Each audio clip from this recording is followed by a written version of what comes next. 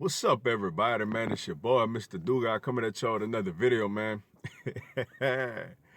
Man, and today I'm going to talk about a very, very, very busy and entertaining day for my Philadelphia Eagles, as the day started off with the Eagles signing former Denver Bronco and Jacksonville Jaguar defensive tackle Malik Jackson to a new 3-year deal. We also traded for DeSean Jackson from the Tampa Bay Buccaneers to come back to the Eagles. And we also gave Jason Peters a 1-year deal to return to the Philadelphia Eagles. Man, what a very, very busy and entertaining day for my Eagles, man. First, I'm going to start off with the Malik Jackson deal. Uh, I got mixed feelings about it. You know, he was a really good player for the Denver Broncos, helped them win the Super Bowls against the Carolina Panthers. And he went on to the Jacksonville Jaguars, man, and signed for real, real, real big money over there. And his first year in Jacksonville, he was pretty productive, as the team went on and made it all the way to the AFC Championship game. And then this season, it didn't go so well for not only him, but for the defense, which he eventually lost his starting job as a defensive tackle. And, his playing time got decreased a lot. So, I know what he's capable of. When his first year in Jacksonville and all his time with Denver, he really did his thing.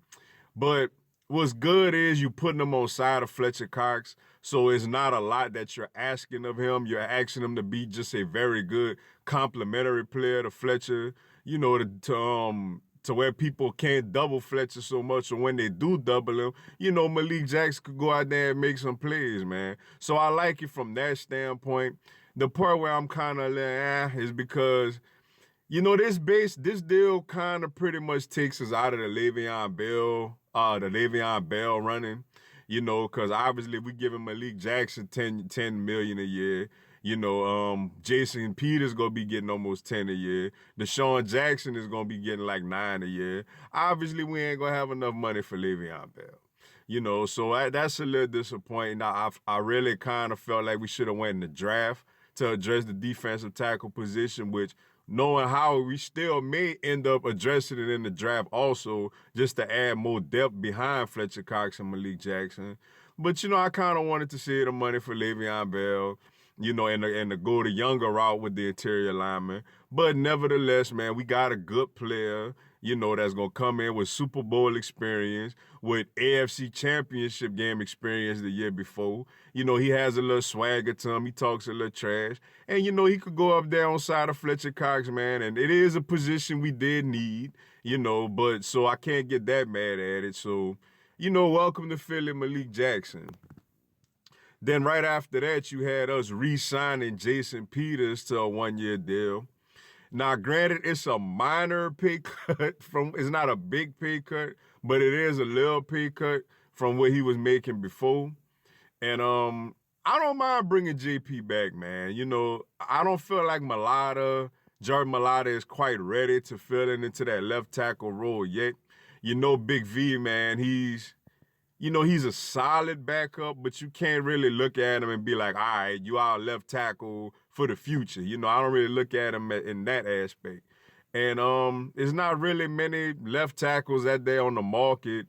And I don't know about no big time left tackles that's coming into the draft. And then we pick too deep, too late in the draft to probably gain any of them anyway. So I don't mind the signing of Jason Peters, man. He still has a little. Granted, he gets nicked up here and there. He's an older player, but for example, man, when we played against the Chicago Bears, in the playoff game, man, he did his thing against Khalil Mack, man. He kind of held his own against Khalil Mack for the most part of the game, man. So it's good to bring JP back, man.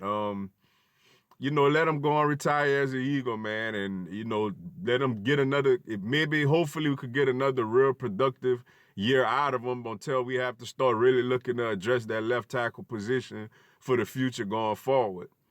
Then the biggest news of the day, the Philadelphia Eagles have traded with the Tampa Bay Buccaneers to bring DeSean Jackson back to Philly, We will be giving the Buccaneers a 6th-round draft pick in this year's draft, while we will be receiving a 7th-round draft pick from them in the 2020 draft. I absolutely love this move, man. I love it for so many reasons. For one, we need a deep threat.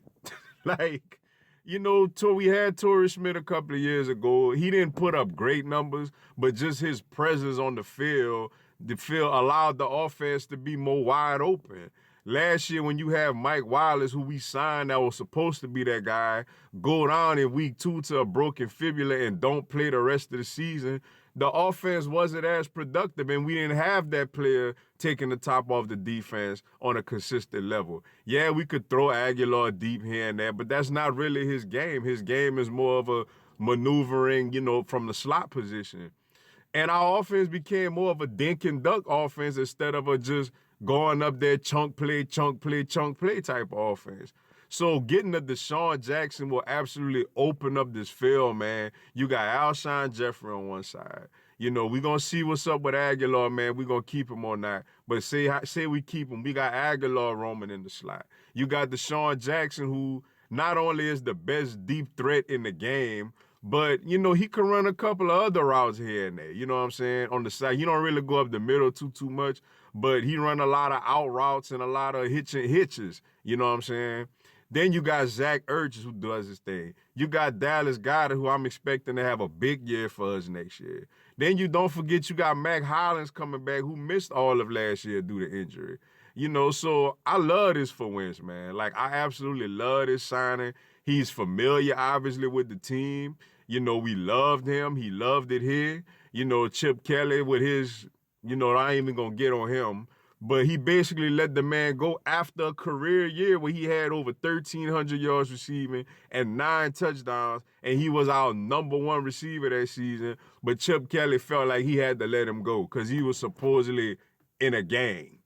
Even though there's no criminal record of him getting arrested, of him being in all kind of type of trouble. Maybe he had one little incident here and there, but it wasn't nothing compared to these other guys who out here doing all kind of other crazy stuff who keep getting jobs. You know what I'm saying? So it's good to bring DeSean back, man. It's good, man. We need a deep threat. He's one of our own. We always going to remember the play against the Giants when he ran it in at the end to complete the Miracle in the Meadowlands Part 2. I am so ecstatic, man, to have DeSean Jackson back on this team, man. That's what's up, man. Shout out, tip my cap to Howie Roseman again. Now, the big question going forward for us, man, is the running back position. What are we going to do at running back? Obviously, I think I'm assuming we're out of the running of Le'Veon Bell because apparently he want to go to the highest bidder, which you can't blame him for that. Basically that's what he sat out a whole year for with Pittsburgh to get ready to wait for this big money, he about to receive. Mark Ingram, man, that's interesting. I'm seeing a lot of reports that, teams like the Green Bay Packers are really looking at him. Mark Ingram he a good back, and I think he'll fit the offense. The thing with him is kind of weird because Mark Ingram don't really like us, and we don't really like him like that. You know what I'm saying? Now, granted, money will make him put his personal pride aside, and the fact that we need a featured running back will put our personal, pride aside. But it's funny because we don't really like him, and he don't really like us, man. He had a lot of stuff to say when he was playing with the Saints, man, and those 2 games that beat us, yo. Then there's Tevin Coleman, man. Like, I like his explosiveness. He's very fast, and he's good at catching the ball at the backfield. The thing I worry about with him, he seemed like he kind of light, man. He don't seem like he's very stout and physical, and he's had a few nagging injuries over there with the Atlanta Falcons, man. So that's the thing that kind of worried me about him. But personally, I'd rather get one of them, man, because I know a lot of people like the running back from Alabama, Josh Jacobs. I'm not really big on the running backs in the draft this year. If we could get one later in the later rounds, that would be great. But I'm not big on spending one of our first 3 picks in the first 2 rounds on a running back. So we just got to address the running back situation. We took care of the opposite D tackle on side of Fletcher Cox, and we took care of the deep threat situation today. Great job by Howie Roseman. Let's just see what we do at this running back position, man. But with that being said, man, that's all I got for y'all today. Appreciate y'all checking out the video. Go and give me a subscribe, man. I'm going to have Philadelphia Eagles and NFL content, man, throughout the season. Y'all have a blessed one. Fly, Eagles, fly. Welcome, Malik Jackson. Welcome back home, DeSean Jackson.